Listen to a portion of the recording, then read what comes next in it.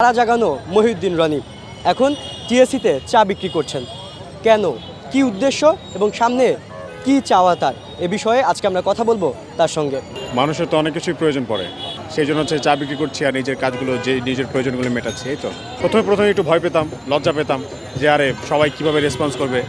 এখন যদি হচ্ছে নিজেই চা হচ্ছে কি বানিয়ে গত 8 জানুয়ারি থেকে ফ্লাক্স নিয়ে নিজেই নেমে পড়েছি, নিজেই বিক্রি করছি। প্রতিবাদী একটা কণ্ঠস্বর পুরো সারা বাংলাদেশে একটা জাগরণ তৈরি করলো, সে হঠাৎ করে আবার চায়ের এখানে, এটা আসলে সাধারণের জন্য কি দৃষ্টান্ত উপস্থাপন করলো? যদি আপনি মনে করেন প্রতিবাদ থেমে গেছে তাহলে ভুল ভাববেন।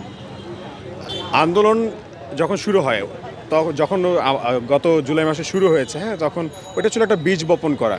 এখন আমার জীবনে ক্রাইসিস চলছে, আর এই ক্রাইসিস মোমেন্টে অনেক রকম মানুষ অনেক রকম অপরচুনিটি নিয়ে আসে, আর এই সময়টাই না মানুষ পা পিছলে পড়ে যায়, মানুষের নৈতিকতা স্থলন ঘটে। তা আমার যাতে না ঘটে, আমার কিছু করা দরকার ছিল। তা আমার